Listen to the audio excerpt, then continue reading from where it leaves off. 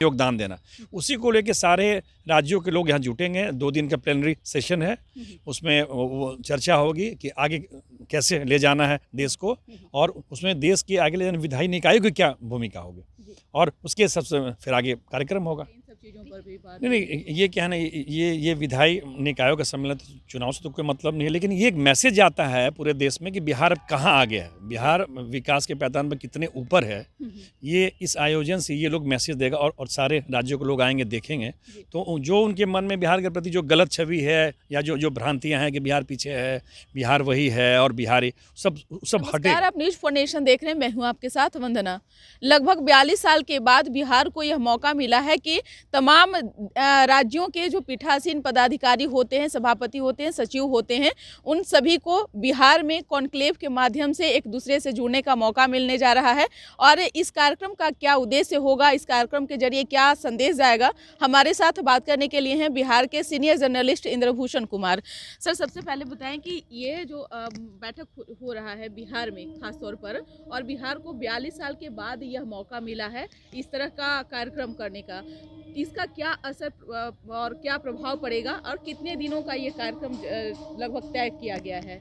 अब सोचिए कि ये बिहार के लिए कितना महत्वपूर्ण है कि 1982 में जब राधानंदन झा थे, जब कांग्रेस की सरकार थी, तब ये बिहार में हुआ था। अभी 25 में फिर मौका मिला है।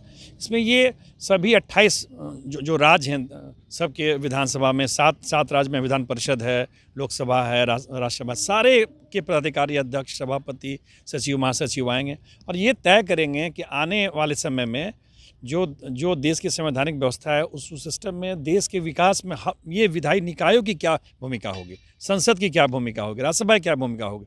तो ये सबका उद्देश्य एक ही है कि देश के विकास में अपना योगदान देना। उसी को लेके सारे राज्यों के लोग यहाँ जुटेंगे। 2 दिन का प्लेनरी सेशन है, उसमें वो चर्चा होगी कि आगे कैसे ले जाना है देश को, और उसमें देश की आगे ले जाने विधायी निकायों की क्या भूमिका होगी, और उसके सबसे फिर आगे कार्यक्रम होगा। अभी यहाँ विधानसभा परिसर में आप देख लीजिए कि विधानसभा परिसर को सजाया जा रहा है। जितना संभव हो सकता है उसको भव्य बनाने की तैयारी है, क्योंकि वहाँ ये आयोजन है लोकसभा का, ये आयोजन स्थल है बिहार, ये विधायी निकायों का सम्मेलन करवाता है लोकसभा, होस्ट वही होता है।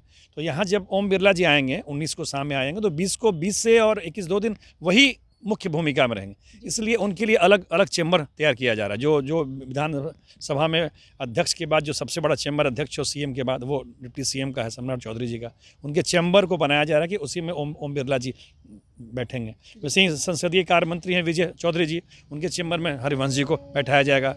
विजय कुमार सिन्हा जी के चैम्बर में लोकसभा के महासचिव बैठेंगे। नेता प्रतिपक्ष के चैम्बर में राज्यसभा के महासचिव बैठेंगे। और फर्स्ट जो उद्घाटन सत्र होगा वो होगा सेंट्रल हॉल में, उसमें मुख्यमंत्री आएंगे।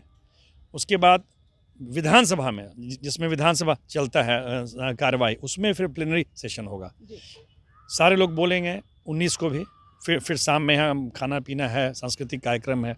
फिर 20 को जो वक्ता बच जाएंगे, 21 को फिर वो लोग बोलेंगे, और वो प्लेनरी सेशन खत्म होने के बाद फिर समापन सत्र होगा सेंट्रल हॉल में, जिसमें राज्यपाल आएंगे। उसके बाद लोकसभा अध्यक्ष हम लोगों से, पत्रकारों से मिलेंगे, अपनी जो निकला उनके सम्मेलन के वो सब बताएंगे। फिर उसके बाद वो लोग पटना टूर करेंगे। तो ये इस पूरे आयोजन को सफल करने के लिए कि कैसे, अब चूँकि पूरे देश के लोग आ रहे हैं, अब सोचिए महाराष्ट्र के भी रहेंगे, जो विकसित राज्य है, गुजरात के भी रहेंगे, केरल के भी रहेंगे, तो कैसे अपने आप बिहार आगे बढ़ा है ये भी बताना है सरकार को। तो उसी हिसाब से पूरी तैयारी की जा रही है। जो एक नया होटल पटना में, होटल ताजा है, उसमें उनको ठहराया जा रहा है। पटना के कई होटल उनके लिए बुक किया गया है। और ये मैसेज दिया जाएगा कि बिहार भी अब बहुत आगे है, बिहार भी अब विकसित राज्य की श्रेणी में आ रहा है। यही इसके करने के पीछे का उद्देश्य यही है। बिहार को इसीलिए मिला भी है।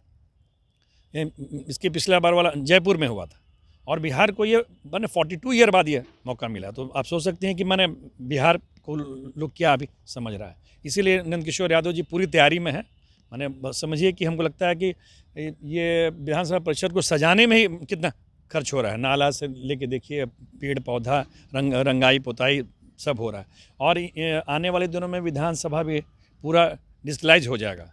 आपको सब चीज़ कंप्यूटर पे मिलेगा, जो क्वेश्चन आंसर है मैंने सब चीज़। इस तरह से हाँ विधानसभा में विधान परिषद में हाँ पहले उससे भी आगे ले जाना है इनको। अच्छा। हाँ तो मैंने एकदम आपको किताब कॉपी की ज़रूरत नहीं होगी, सब चीज़ डिजिटल रहेगा, उसी तैयारी में।